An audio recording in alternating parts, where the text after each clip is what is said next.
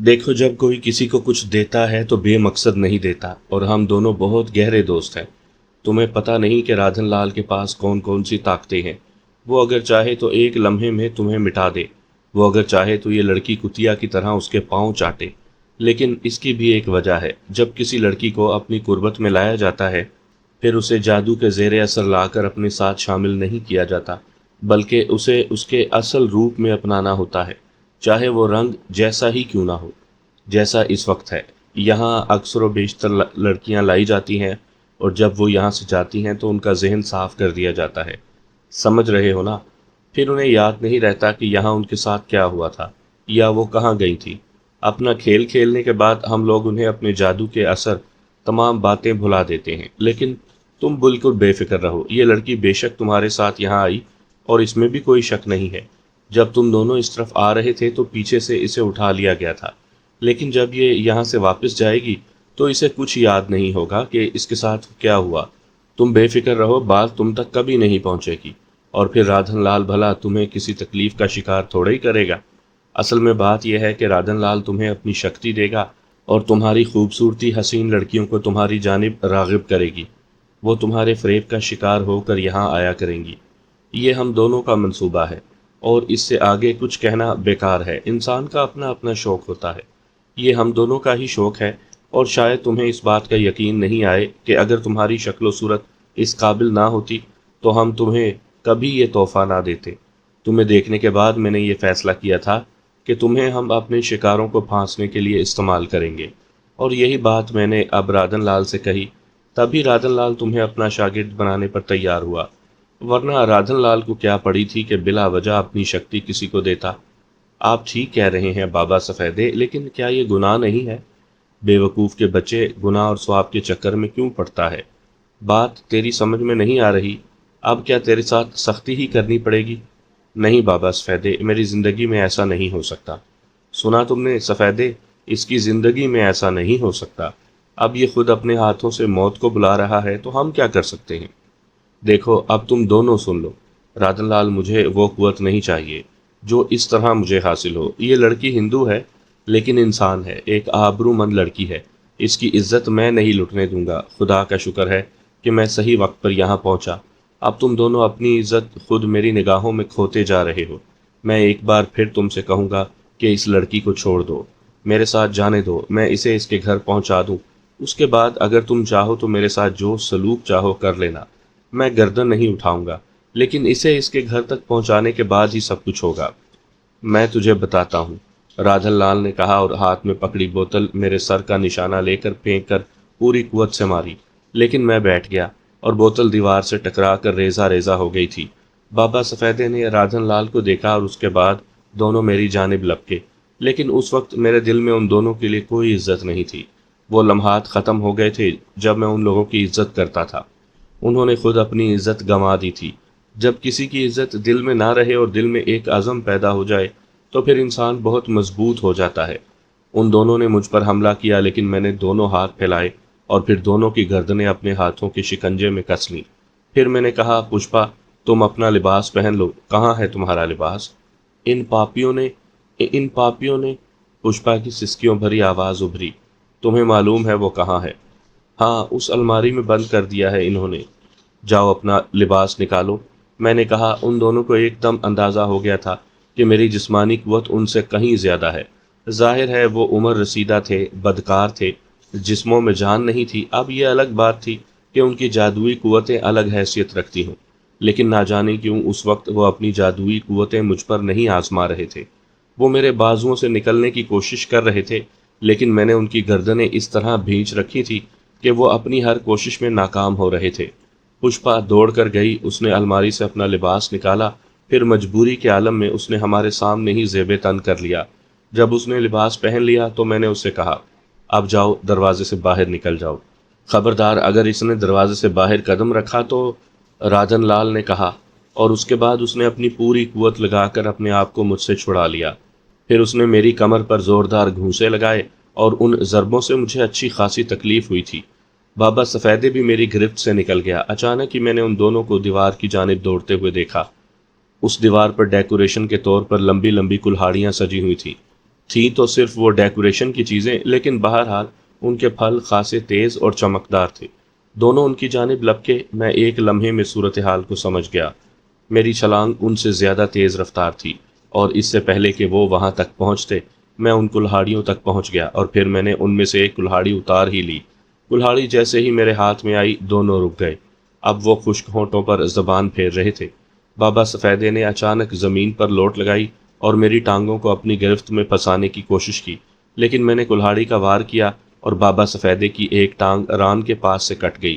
وہ ماہی بے آب کی طرح تڑپنے لگا، اور رادھن لال نے اس موقع سے فائدہ اٹھایا اور میری بغلوں میں ہاتھ ڈال کر کمر پر کینچی لگا دی، لیکن میرا ہاتھ آزاد تھا۔ میں نے احتیاط کے ساتھ کلہاڑی اٹھائی اور اس کی پشت میں ماری، اور اس کی پشت زخمی ہو گئی۔ وہ پیچھے ہٹا تو میں نے کلہاڑی پوری قوت سے گھمائی، اور میرے ذہن میں ایسا کوئی خیال نہیں تھا کہ میں ایسا عمل کروں، اور کلہاڑی سیدھی اس کی گردن کی جانب لپکی۔ اور پھر وہ منظر بڑا ہوش ربا تھا جس میں نے رادھن لال کی گردن کٹ کر دور گرتے ہوئے دیکھی تھی۔ اس کی گردن سے خون کا فوارہ بلند ہو گیا تھا، اور اس کا بے گردن کا دھڑ نیچے زمین پر پڑا تڑپ رہا تھا۔ اسی دوران بابا سفیدے نے ایک بار پھر کوشش کی اور اپنی کٹی ہوئی ٹانگ پر اٹھا۔ اس نے کلہاڑی پر ہاتھ ڈالا اور کلہاڑی دیوار سے اتار لی۔ یہ دوسری کلہاڑی تھی۔ پھر اس نے کلہاڑی گھمائی، لیکن میں بھی ہوشیار ہو چکا تھا۔ میں نے اس کے وار کو اپنی کلہاڑی کے دستے پر روکا اور اسی پوری قوت سے دبا کر نیچے کر دیا۔ پھر میں نے اس پر پاؤں رکھا اور دوسرے ہی لمحے میری کلہاڑی فضا میں بلند ہوئی۔ اب مجھ پر بھی خون سوار ہو چکا تھا۔ بابا سفیدے کی کھوپڑی دو ٹکڑوں میں تقسیم ہو گئی تھی، اور اس کے بعد کھیل ختم ہو گیا۔ ان دونوں کی لاشیں زمین پر پڑی ہوئی تھیں، اور پشپا دیوار سے ٹکی ہوئی تھر تھر کانپ رہی تھی۔ اس کے رخسار آنسوؤں سے تر تھے، اور اس کا چہرہ خوف اور دہشت کی تصویر بنا ہوا تھا۔ میں نے حقارت سے ان دونوں کی لاشوں کو دیکھا، پھر اپنے آپ کو۔ خون کے چھینٹے میرے لباس پر پڑ چکے تھے، لیکن مجھے ان کی پرواہ نہیں تھی۔ میں بالکل ٹھیک ٹھاک تھا۔ میں نے کلہاڑی ایک جانب پھینکی اور پھر پشپا کی طرف دیکھا، پھر آہستہ سے بولا، پشپا تم محفوظ ہو، اپنے آپ کو سنبھالو۔ پشپا نے کوئی جواب نہیں دیا۔ وہ بدستور دیوار سے لگی تھر تھر کانپتی رہی۔ یہاں میرے اور لباس بھی موجود تھے۔ باہر نکلنے سے پہلے لباس تبدیل کرنا ضروری تھا۔ میں نے پشپا سے کہا، سنو پشپا، یہ دونوں شیطان اب جہنم رسید ہو چکے ہیں، اور یہ بات مجھے اچھی طرح معلوم ہے کہ یہاں اس وقت ان دونوں کے سوا اور کوئی نہیں ہے۔ ویسے بھی یہاں بہت کم لوگ آتے ہیں، اور صرف وقت پر آتے ہیں، اس لیے اب تمہیں کسی اور سے تو کوئی خطرہ نہیں ہے۔ میرے یہ کپڑے خون آلود ہو گئے ہیں، انہیں تبدیل کرنا ضروری ہے۔ اگر تم اس کمرے میں ان لاشوں کے پاس نہ رک سکو تو میرے ساتھ آؤ۔ آؤ پشپا، ہمت کرو، میں تمہیں اتنی تفصیل ضرور بتا دوں گا کہ تمہارے ذہن کی الجھن دور ہو جائے۔ خدا کا شکر ہے کہ میرے بر وقت پہنچ جانے سے تمہاری عزت بچ گئی۔ پشپا نے کوئی جواب نہیں دیا، تو میں آگے بڑھ کر اس کے قریب پہنچ گیا۔ پشپا، میں نے اسے آواز دی۔ ہاں ہاں، اس کی لرزتی ہوئی آواز ابھری، اور پھر وہ دوڑ کر مجھ سے لپٹ گئی۔ اس نے اپنا سر میرے سینے پر رکھ دیا تھا اور زار و قطار رونے لگی تھی۔ نہ جانے کیوں میرا ہاتھ اس کے سر پر پہنچ گیا۔ میں نے کہا، نہیں پشپا، بہرحال مجھے اس تمام کارروائی کا افسوس ہے، لیکن آؤ میرے ساتھ، آؤ۔ میں نے کہا اور اسے سنبھال کر بازو کا سہارا دے کر اپنے ساتھ باہر لے آیا۔ پھر میں اپنی رہائش گاہ پر پہنچا۔ پشپا تمام چیزیں حیرانگی سے دیکھ رہی تھی۔ رفتہ رفتہ اس کے حواس بحال ہوتے جا رہے تھے۔ میں نے لباس نکال کر اسے تبدیل کیا۔ پشپا وہیں رخ بدلے بیٹھی رہی۔ پھر اس کے بعد مجھے کچھ خیال آیا۔ ظاہر ہے میں اب اس قدر احمق بھی نہیں رہا تھا۔ خاصی دنیا داری آ گئی تھی مجھے۔ میں اس سنگین صورتحال سے اچھی طرح واقف تھا جو اب مجھے پیش آ سکتی تھی، چنانچہ کوئی حماقت کرنا میرے لیے ممکن نہیں تھا۔ لباس تبدیل کرنے کے بعد میں نے اپنا سرسری سا جائزہ لیا اور پھر پشپا کا ہاتھ پکڑے ہوئے باہر نکل آیا۔ اسے ایک جگہ کھڑا کر کے میں رادھن لال کے اس کمرے میں داخل ہوا جہاں اب بھی دونوں کی بھیانک لاشیں پڑی ہوئی تھیں۔ رادھن لال کا سر اس کے دھڑ سے کافی فاصلے پر پڑا ہوا تھا، اور اس کی آنکھیں دہشت زدہ انداز میں پھٹی ہوئی تھیں۔ کتے کہیں کے بڑے گیانی بنے پھرتے ہیں، شیطان کا دوسرا روپ۔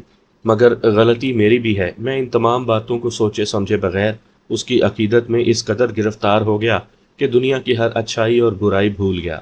کیسے ہو سکتا ہے، یہ کیسے ہو سکتا ہے کہ میں اپنا انسانی وقار کھو بیٹھوں؟ بہرحال رادھن لال کے اس کمرے کی تلاشی لینے کے بعد مجھے ایک جگہ سے خاصی کرنسی دستیاب ہو گئی۔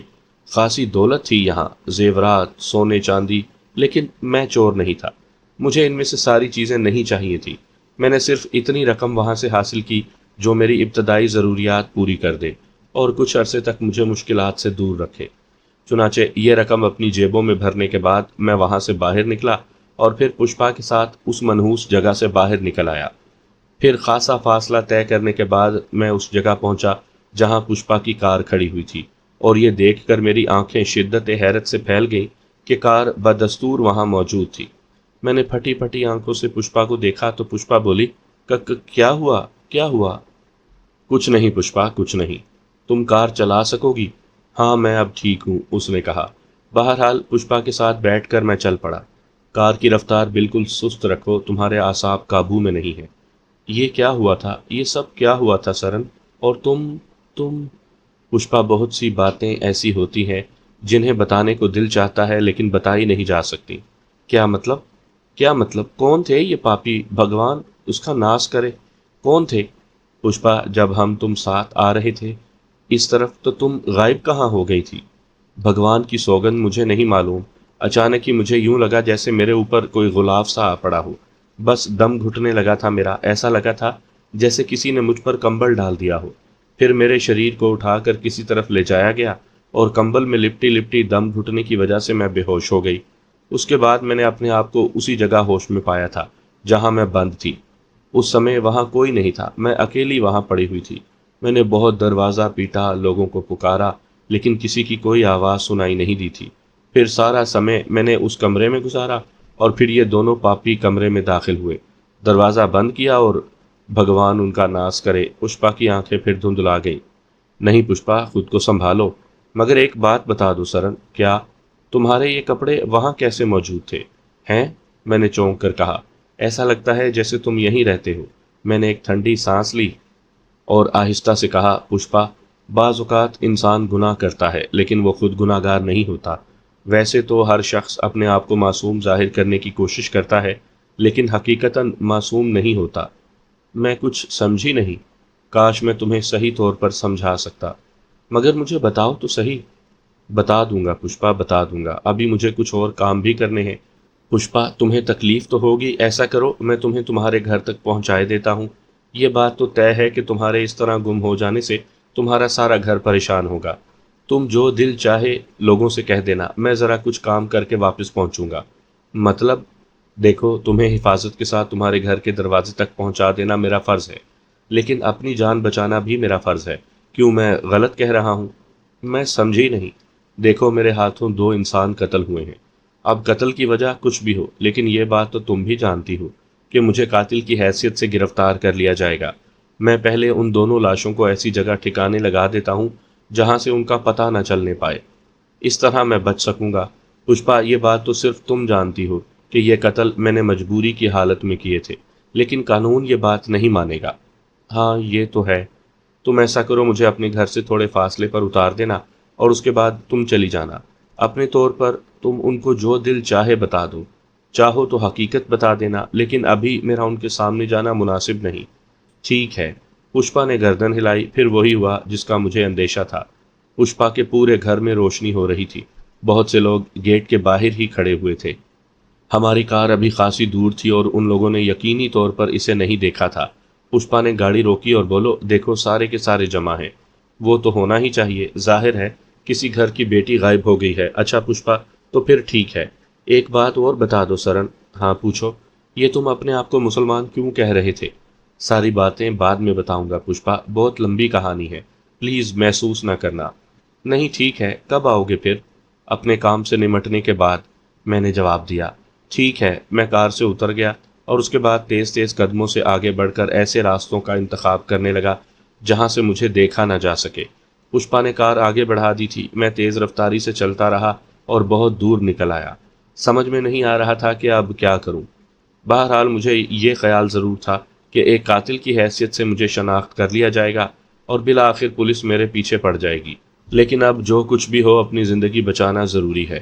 الیاس بھائی کا کوئی پتہ نہیں تھا، ایک بار جیل گئے تھے تو اس کے بعد سے آج تک مجھے نہیں مل سکے تھے، لیکن اس کے بعد میں نے جو دنیا دیکھی تھی وہ بالکل مختلف تھی۔ یہاں میرا ایک اور ٹھکانہ بھی تھا، میں چاہتا تو وہاں جا سکتا تھا۔ یہ چچی جان کا گھر تھا، یعنی ریاض کا گھر، لیکن میں جانتا تھا کہ جہاں جہاں سے میرا رابطہ ہوگا وہاں مجھے تلاش کیا جائے گا۔ اس لیے جس قدر جلد ہو سکے مجھے یہ شہر ہی چھوڑ دینا چاہیے، اور اس کے لیے بہتر طریقہ یہ تھا کہ میں ریلوے اسٹیشن چلوں۔ چنانچہ میرے قدم اس جانب اٹھ گئے۔ پھر کچھ دیر کے بعد میں ریلوے اسٹیشن پہنچ گیا تھا۔ رات اچھی خاصی گزر چکی تھی۔ ریلوے اسٹیشن تقریباً خالی ہی پڑا ہوا تھا۔ اکا دکا افراد ادھر سے ادھر آ جا رہے تھے۔ جو دکانیں ریلوے اسٹیشن پر سجی ہوا کرتی تھیں ان میں سے چند دکانیں کھلی ہوئی تھیں۔ میں آہستہ آہستہ آگے بڑھ کر چائے کی ایک دکان پر پہنچ گیا اور میں نے اس سے چائے طلب کی۔ چائے بن رہی ہے بابو جی، تھوڑا سا انتظار کر لیں، چائے والے نے کہا۔ میں کھڑا ہو گیا تو وہ بولا، آپ کو اسی آخری گاڑی سے جانا ہے؟ آخری گاڑی؟ ہاں جی، بس یہی ایک آخری گاڑی اس وقت یہاں رکتی ہے، باقی گاڑیاں گزر جاتی ہیں۔ چھوٹا سا اسٹیشن ہے نا، مگر آپ کیا یہاں کے رہنے والے نہیں ہیں؟ نہیں، میں یہاں کا رہنے والا ہوں، اور اسی آخری گاڑی سے مجھے جانا ہے۔ وہ کس وقت یہاں پہنچے گی؟ بس جی 20-25 منٹ میں پہنچنے ہی والی ہوگی۔ اس آخری گاڑی کے بعد ہی ہم بھی دکان بند کر دیتے ہیں۔ اچھا اچھا، میں نے کہا، لیکن میں نے اس سے یہ نہیں پوچھا تھا کہ یہ آخری گاڑی کہاں جائے گی۔ بہرحال تھوڑی دیر کے بعد اس نے مجھے چائے بنا کر دے دی اور میں چائے پینے لگا۔ چائے کے پیسے ادا کر کے میں فارغ ہوا ہی تھا کہ اسٹیشن پر تھوڑی سی ہنگامہ آرائی نظر آئی۔ اس کا مطلب تھا کہ وہ ٹرین آ رہی ہے۔ یہ بھی اچھا ہی ہوا، مجھے اسی وقت نکل جانے کا موقع مل جائے گا۔ ٹرین کہاں جا رہی ہے اس بارے میں معلومات حاصل کرنے کی ضرورت نہیں تھی۔ میں انتظار کرتا رہا۔ تھوڑی دیر کے بعد ٹرین آ کر رک گئی۔ تقریباً تمام ہی مسافر سو رہے تھے۔ 2-3 افراد یہاں اترے اور اپنے سامان سمیت بڑے پھاٹک کی جانب بڑھ گئے۔ میں ایک ڈبہ منتخب کر کے اس میں سوار ہو گیا۔ ڈبہ خالی تھا اور اس میں سے صرف چند خاندان نظر آ رہے تھے جو سو رہے تھے۔ ویسے یہ ڈبہ ایئر کنڈیشن تھا اور اس لیے بھی اس میں زیادہ رش نہیں تھا، جبکہ دوسرے کئی ڈبوں میں میں رش دیکھ چکا تھا۔ گو ان میں بھی لوگ سو رہے تھے، لیکن کھڑکیوں سے نظر آتے تھے، جبکہ اس کے باہر شیشے لگے ہوئے تھے۔ بہرحال میں ایک آرام دہ نشست پر بیٹھ گیا۔ جیب میں نوٹ تو کافی مقدار میں موجود تھے، مجھے اس کی فکر نہیں تھی کہ ٹکٹ کا کیا ہوگا۔ ٹرین یہاں صرف 5 منٹ رکی اور اس کے بعد آگے بڑھ گئی۔ جب اس نے رفتار پکڑ لی تو میں نے سکون کی ٹھنڈی سانس لی۔ زندگی میں ایک نئے سفر کا آغاز ہو گیا، لیکن جس انداز میں ہوا تھا وہ بے حد خراب تھا۔ میں نے جو کچھ حاصل کرنے کی کوشش کی تھی اس کے حصول میں ناکام رہا تھا، اور اب یہ سوچ رہا تھا کہ زندگی کی اس نئی ڈگر پر کس طرح سفر کیا جائے۔ یہ احساس بھی تھا کہ جب ان 2 افراد کی لاشیں پولیس کو دستیاب ہوں گی تو اس کے بعد یہ کھوج کی جائے گی کہ ان کا قاتل کون ہے۔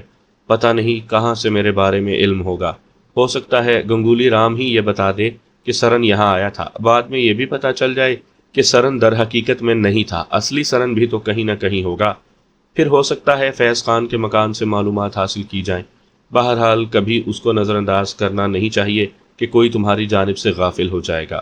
مستعدی اور ہوشیاری ہر لمحے قائم رکھنی چاہیے، یہی زندگی کی ضمانت بنتی ہے، ورنہ انسان بے موت مارا جاتا ہے۔ مجھے موت سے دلچسپی نہیں تھی اور میں زندہ انسانوں کی طرح جینا چاہتا تھا۔ اب دیکھنا یہ تھا کہ تقدیر مجھے اس کا موقع فراہم کرتی ہے یا نہیں۔ پھر رفتہ رفتہ ٹرین رفتار پکڑتی چلی گئی اور میری سوچوں کے دائرے اسی طرح پھیلنے سکڑنے لگے۔ اب میں یہ سوچ رہا تھا کہ یہ سب ہوا کیا ہے۔ در حقیقت بابا سفیدے ہی غلط آدمی تھا، اور چچی جان، بلکہ یہ کہنا چاہیے کہ فیض خان کا خاندان برائیوں ہی میں پڑ چکا تھا۔ حقیقت مجھے معلوم تھی، بات فیض خان ہی نے بگاڑی تھی۔ وہ بھی ریلوے ملازم تھا، لیکن دولت مند بننے کے خواب دیکھتا تھا۔ سونا بنانے کے چکر میں بالآخر وہ اپنی زندگی گنوا بیٹھا۔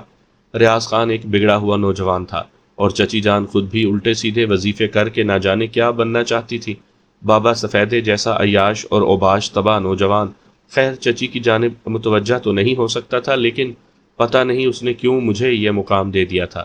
اس کی وجہ بعد میں انہی لوگوں نے بتا دی تھی کہ میری شکل و صورت، میرا جسم ان لوگوں کے لیے قابل توجہ تھا، اور وہ میرے ذریعے نوجوان لڑکیوں کا شکار کر کے عیاشی کرنا چاہتے تھے۔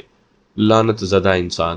حالانکہ عمر کی اس منزل میں تھے جہاں انسان اپنی برائیوں سے خود بخود دور ہو جاتا ہے، لیکن وہ اب بھی اس قدر ذلیل تھے۔ لیکن یہ بات سمجھ میں نہیں آئی کہ رادھن لال جو کالی طاقتوں کا مالک تھا، اتنی آسانی سے میرے ہاتھوں کیسے مارا گیا۔ غالباً دھوکہ ہو گیا۔ اسے یہ امید نہیں ہوگی کہ میں کسی دن اس کے ساتھ یہ سلوک بھی کر ڈالوں گا۔ ان کمبختوں نے مجھے سرن لال بنا کر اس لیے وہاں بھیجا تھا کہ میں معصوم پشپا کو بہکا کر وہاں تک لے آؤں۔ بہت اچھا ہوا پشپا بچ گئی۔ میرے ساتھ تو آئندہ جو کچھ ہوگا میں دیکھ لوں گا، لیکن وہ لڑکی بیچاری، معصوم صورت، ایک شریف النفس لڑکی، خدا نہ خواستہ اگر وہ ان لوگوں کے ظلم کا شکار ہو جاتی تو کیا میں اپنے آپ کو کبھی معاف کر سکتا تھا؟ ممکن نہیں تھا، یہ بالکل ممکن نہیں تھا۔ ہو سکتا ہے مجھے خودکشی ہی کر لینا پڑتی۔ میں نے جذباتی انداز میں سوچا، پھر آنکھوں میں غنودگی سی طاری ہونے لگی۔ غالباً ہلکے ہلکے ہچکولے اور ایک مدھم سی بے سری آواز میرے ذہن کے پردوں سے ٹکرا کر مجھے نیند مہیا کر رہی تھی۔ پھر اس وقت آنکھ کھلی جب ڈائننگ کار کے ویٹر ناشتہ ناشتہ چلاتے پھر رہے تھے۔ ٹرین کا سفر بدستور جاری تھا۔ میں نے محسوس کیا کہ مجھے بھوک لگ رہی ہے۔ چند افراد ان سے ناشتہ لے کر کھانے پینے میں مصروف تھے۔ میں نے خود بھی ناشتہ طلب کر لیا اور تھوڑی دیر کے بعد مجھے ناشتہ فراہم کر دیا گیا۔ ہلکا پھلکا ناشتہ کر کے چائے کے گھونٹ لیتے ہوئے میں نے آئندہ کے بارے میں سوچا۔ اپنے مستقبل کے لیے اب اپنے پیروں پر کھڑے ہو کر کچھ کرنا پڑے گا۔ یہ سب اہم کانہ اقدامات ہیں جو میں اب تک کرتا رہا ہوں۔ انسان کی زندگی کا انداز یہی ہے کہ دنیا میں آ کر محنت مزدوری کرے، اپنے لیے گنجائش نکالے اور پھر اپنے جیسوں کی طرح زندگی بسر کرنا شروع کر دے۔ ماں اور ستیلے بہن بھائیوں سے دور ہوئے طویل عرصہ گزر چکا تھا، لیکن ماضی کچھ ایسی تلخی رکھتا تھا کہ جب بھی اس کے بارے میں سوچتا منہ میں کڑواہٹ گھل جاتی۔ میرے دل میں ایک بار بھی یہ آرزو نہیں ابھری تھی کہ میں واپس اپنی بستی جاؤں، ماں کو دیکھوں، بستی کو دیکھوں۔ باقی تو میرا تھا ہی کیا۔ سچی بات یہ ہے کہ بہن بھائیوں نے کبھی مجھ سے کوئی رغبت نہیں رکھی تھی، اور یہ بھی فضل خان ہی کی کوششیں تھیں۔ میرا ایک مقام بنا دیا گیا تھا، ایک ملازم یا ایک گھر کی سب سے معمولی شخصیت کا مقام، جس کا کام صرف پٹنا اور گھر کے کام کاج کرنا تھا۔ پھر چائے ختم ہو گئی۔ ویٹر کو پیسے وغیرہ دے کر میں فارغ ہوا ہی تھا کہ چند آفیسران کمپارٹمنٹ میں آ گئے۔ مجھ سے ٹکٹ مانگا تو میں نے ان سے نہایت صاف گوئی سے کہا کہ میں نے ٹکٹ نہیں بنوایا ہے، وہ میرا ٹکٹ بنا دیں۔ انہوں نے کوئی تعارض نہیں کیا تھا۔ میں نے ٹکٹ کی رقم انہیں ادا کی اور وہ مجھے ایک پرچی دے کر آگے بڑھ گئے۔ سامعین کرام، آپ سن رہے ہیں ایک خوفناک اردو کہانی جس کا نام ہے آسیب۔ اس کے مصنف ہیں ایم اے راحت، اور یہ اس سلسلے کی قسط نمبر 5 ہے۔ مجھے امید ہے آپ کو میری یہ کاوش پسند آ رہی ہوگی۔ آپ نے اگر ابھی تک میرا چینل مائی وائس سبسکرائب نہیں کیا تو ابھی میرے چینل کو سبسکرائب کریں اور بیل نوٹیفیکیشن آن کر لیجئے تاکہ آنے والی ہر نئی کہانی کی اطلاع بر وقت آپ تک پہنچ سکے۔ اب میں نے یہ نہیں پوچھا تھا کہ یہ ٹرین کہاں جا رہی ہے۔ اس ایئر کنڈیشن کمپارٹمنٹ میں جو لوگ سفر کر رہے تھے وہ رکھ رکھاؤ والے تھے۔ ان کے درمیان میں ہی سب سے ہلکا نظر آ رہا تھا۔ ان کے ساتھ ان کے خاندان بھی تھے، اس لیے کوئی میری جانب رجوع نہیں ہوا۔ پھر ٹرین کا یہ سفر تقریباً 12 گھنٹے کے بعد اختتام ہوا اور ٹرین رک گئی۔ میں بھی نیچے اتر آیا تھا۔ تب میں نے اس ریلوے اسٹیشن کا نام دیکھا۔ یہ میرے ملک کا ایک بہت بڑا شہر تھا، بہت بڑا اور صنعتی شہر، جس کے بارے میں نے تفصیلات سنی تھی۔ کبھی یہاں تک پہنچا نہیں تھا، لیکن تقدیر نے مجھے یہاں پہنچا دیا تھا۔ کیا شہر تھا، انسان کی بھرمار۔ وہ دن بھی مجھے یاد آ گیا جب الیاس بھائی کے ساتھ پہلی بار میں نے ریل میں سفر کیا تھا، ایک عجیب و غریب انداز میں۔ اس کے بعد ایک اسٹیشن پر اترا تھا۔ دنیا دیکھ کر میری آنکھیں پھٹی کی پھٹی رہ گئی تھی۔ اس کے بعد میں نے بہت کچھ دیکھا تھا، لیکن اتنا بڑا شہر اس سے پہلے بھی کبھی نہیں دیکھا تھا۔ بلند و بالا عمارتیں، سڑکوں پر بہتا ہوا کاروں، بسوں اور رکشاؤں کا طوفان۔ ایسا محسوس ہوتا تھا جیسے لوگ کسی شدید ہنگامی کیفیت کا شکار ہیں اور بھاگے جا رہے ہیں، شاید اپنی جان بچانے کے لیے۔ اب اس ہنگامی شہر میں مجھے کیا مقام حاصل ہوتا ہے، مجھے یہ دیکھنا تھا۔ حالانکہ اس ہنگامہ خیزی سے دل ہول رہا تھا، لیکن یہ ایک بات دل میں تھی کہ جو کچھ بھی ہے، بہرحال مجھے ہمت کے ساتھ اپنی زندگی بچانے کے لیے کوششیں کرنی ہیں۔ ہر خوف کو دل سے نکال کر اپنے لیے ایک جگہ تلاش کرنی ہے۔ پتہ نہیں اس بھرے شہر میں میرے لیے وہ کون سی جگہ ہوگی۔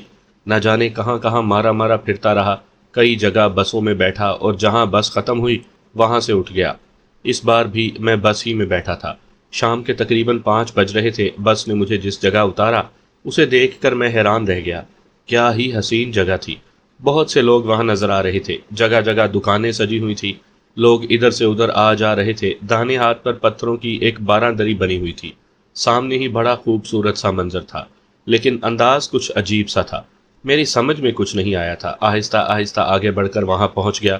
تب میری نگاہوں نے ایک اور منظر دیکھا۔ بہت دور کافی فاصلے پر سمندر لہریں لے رہا تھا۔ یہ سمندر کا علاقہ تھا۔ پانی کی بے کراں چادر پورے ماحول کو اپنی لپیٹ میں لیے ہوئے تھی۔ سرمئی پانی دور سے بہت خوبصورت نظر آ رہا تھا۔ میرا دل چاہا کہ میں بھی اس طرف جاؤں، چنانچہ میں اس طرف بڑھ گیا۔ خاصا فاصلہ طے کرنا پڑا تھا۔ یہ ایک ساحلی تفریح گاہ تھی۔ میں اپنی معلومات میں خود بخود اضافہ کرتا جا رہا تھا۔ پھر میں پانی کی لہروں کے قریب پہنچ گیا۔ مجھے عجیب سا خوف محسوس ہونے لگا تھا۔ اگر یہ پانی انسانوں کی جانب دوڑ پڑے تو انسان کہاں جائیں گے؟ میرا خیال ہے آن کی آن میں یہ اتنا بڑا شہر زیر سمندر چلا جائے گا۔ کیسی خوفناک بات تھی۔ لوگ پانی کے اندر نہا رہے تھے، ایک دوسرے پر پانی اچھال رہے تھے، تفریحات کر رہے تھے۔ تا حد نظر ریت چلی گئی تھی۔ میں اس ٹھنڈی ریت پر آگے بڑھ گیا، اور پھر اپنی فطرت کو تسکین دینے کے لیے میں انسانوں سے اتنی دور چلا گیا کہ لوگ وہاں نہیں آتے تھے۔ کافی فاصلے پر بائیں سمت بہت مکانات اور فلیٹ بنے ہوئے تھے۔ لوگ سمندر کے کنارے بھی آباد تھے اور زندگی گزار رہے تھے۔ کیا ہی خوبصورت نظارہ ملتا ہوگا انہیں۔ اب میں جس جگہ موجود تھا وہاں ریت کے سوا اور کچھ نہیں تھا۔ نرم ریت جس پر پانی کی لہریں بھگو کر اور نرم کر جاتی تھی۔ میں نے قدم آگے بڑھائے، لیکن اچانک ہی مجھے ایک عجیب منظر کا سامنا کرنا پڑا۔ میرے قدموں کے نشانات ریت پر پیچھے چھوٹتے جا رہے تھے، لیکن مجھ سے آگے کچھ اور نشانات بھی نظر آ رہے تھے، بالکل اسی سیدھ میں جس میں میں جا رہا تھا۔ یہ نشانات اگر دور تک چلے جاتے تو کوئی بات نہیں تھی، لیکن میں نے جو خاص بات محسوس کی وہ یہ تھی کہ جب میں چند قدم آگے بڑھتا ہوں تو مجھ سے چند قدم کے فاصلے پر یہ نشانات بنتے چلے جا رہے ہیں۔ جب میں نے ان پر غور کیا تو میں شدت حیرت سے چونک پڑا اور کھڑا ہو گیا۔ نشانات بھی رک گئے تھے۔ یہ کیا اسرار ہے؟ کوئی ہے تو نہیں میرے آس پاس؟ پھر یہ قدموں کے نشانات کیسے ہیں؟ میں نے دل میں سوچا، ہو سکتا ہے یہ میرا وہم ہو، آگے سے کوئی شخص گزرا ہو اور اس کے نشانات آگے چل کر معدوم ہو گئے ہوں۔ میں نے پھر چند قدم آگے بڑھائے اور اس وقت میری حیرت اپنی آخری حدوں کو چھونے لگی جب میں نے پھر اپنے آگے قدموں کے نشانات بنتے ہوئے دیکھے۔ نہ جانے کیوں میرے دل میں خوف کا ایک احساس جاگ اٹھا، اور میں نے ڈری ڈری آواز میں کہا، کون ہے؟ کون ہے یہاں؟ کون ہے؟ یہ آواز فضا میں گونجی ہی تھی کہ میرے کانوں نے سنا، ہم ہیں مہاراج۔ میں نے پاگلوں کی طرح گردن گھما کر چاروں طرف دیکھا، لیکن کوئی نظر نہیں آ رہا تھا۔ تب میں نے سوال کیا، کون کون ہو؟ تمہارے بیر، ہم تمہارے بیر ہیں مہاراج، مونگا ہے ہمارا نام۔ مونگا؟ میرے منہ سے نکلا۔ ہاں مہاراج، حکم ہو تو سامنے آ جائیں۔ میرے بیر؟ تو اور کیا، ہم تمہارے بیر ہیں، جاب کیا تھا نا تم نے ہمارے لیے۔ ہم تمہارے بیر ہیں مہاراج، تم نے ہمیں بلا لیا ہے، مگر کیا؟ سامنے آئیں تمہارے۔ میری سمجھ میں نہیں آ رہا تم کون ہو، کیسے بیر، کہاں کا بیر؟ مہاراج ایک بات بتائیے، آپ نے جاب کیا تھا نا ہمارے لیے؟ مجھے نہیں معلوم۔ تعجب ہے آپ کو نہیں معلوم؟ پھر وہاں پیڑ کے نیچے کیا جھک مارتے رہتے تھے ہمیں پکڑنے کے لیے؟ پیڑ کے نیچے؟ ہاں تو اور کیا، مگر تم… ٹھہرو، ہم تمہارے سامنے آ رہے ہیں، اس نے کہا، اور دفعتاً ہی میرے سامنے ایک عجیب الخلقت شے نمودار ہو گئی۔ اوہ، میرے دل و دماغ کا کیا حال تھا، میں الفاظ میں بیان نہیں کر سکتا۔ ایک موٹا سا بھدا سا بدن میرے سامنے تھا، لیکن صرف شانوں تک۔ اس کے دونوں ہاتھ بھی تھے، سینہ، پیٹ، ٹانگیں بھی تھی، لیکن سر غائب تھا۔ اس کے شانوں پر سر نہیں تھا، لیکن وہاں کسی زخم وغیرہ کا نشان بھی نظر نہیں آ رہا تھا۔ میرا سانس گھٹنے لگا اور غشی سی طاری ہونے لگی۔ میں نے ڈوبتی ہوئی آواز میں کہا، تم سرکٹے ہو؟ اصل میں سرکٹوں کی کہانی میں نے اپنی بستی ہی میں سنی تھی۔ بہت فاصلے پر ایک جگہ تھی جس کے بارے میں یہ مشہور تھا کہ وہاں ایک سرکٹا رہتا ہے، اس کا سر نہیں ہے اور وہ لوگوں کو پریشان کرتا ہے۔ وہ بھوت ہے، اور اس وقت یہ سرکٹا بھوت میرے سامنے تھا۔ میرے اعصاب سن ہونے لگے، دل چاہا کہ وہاں سے بھاگ جاؤں، لیکن بھاگ بھی نہیں سکا۔ تب میں نے اس سے کہا، بھاگ جاؤ، بھاگ جاؤ، بھاگ جاؤ مہاراج، ہماری بات تو سنیں۔ لیکن میں نے اس کی کوئی بات نہیں سنی۔ اچانک میرے بدن میں جیسے زندگی واپس آ گئی۔ میں پلٹا، اور اس کے بعد میں نے جس تیز رفتاری سے واپسی کا سفر طے کیا تھا وہ شاید کسی انسان کے بس میں نہ ہوگی۔ کسی گھوڑے سے زیادہ تیز رفتاری سے میں وہاں سے بھاگا تھا، اور فاصلہ طے کرتا ہوا اس جگہ پہنچ گیا تھا جہاں بہت سے لوگ موجود تھے۔ میں اس سرکٹے سے خوفزدہ تھا، میرا سانس دھوکنے کی طرح چل رہا تھا، اور میرا دل چاہ رہا تھا کہ کسی جگہ بیٹھ جاؤں۔ تھوڑے ہی فاصلے پر ایک چاٹ بھلے والا نظر آیا، اس کے سامنے کچھ کرسیاں بچھی ہوئی تھی۔ میں ہزاروں دقتوں کے ساتھ وہاں تک پہنچا، اور پھر ایک کرسی پر بیٹھ کر گہری گہری سانسیں لینے لگا۔ میرا سانس سینے میں نہیں سما رہا تھا، بھاگا ہی کتنی تیز رفتاری سے تھا۔ بھوت دیکھ کر بھلا کون رک سکتا ہے؟ دہی بھلے والا وہاں پہنچ گیا اور اس نے کہا، کیا لاؤں صاحب؟ کچھ بھی لے آؤ، میں نے ہانپتے ہوئے کہا، اور وہ واپس چلا گیا۔ تھوڑی دیر کے بعد اس نے دہی کی چاٹ میرے سامنے کچھ دوسرے لوازمات کے ساتھ رکھ دی۔ مجھے اس چیز کی ذرا بھی ضرورت محسوس نہیں ہو رہی تھی، لیکن یہاں بیٹھنا بھی تھا۔ میں گہری گہری سانسیں لیتا رہا اور آہستہ آہستہ میرا سانس اعتدال پر آتا چلا گیا۔ میرے آس پاس کی کرسیاں خالی پڑی تھی، لیکن جب میں نے دہی کی پلیٹ کی جانب قدم بڑھایا تو اچانک ہی ایک ہاتھ میری پلیٹ پر آ کر رک گیا۔ ایک انسانی ہاتھ ہی تھا۔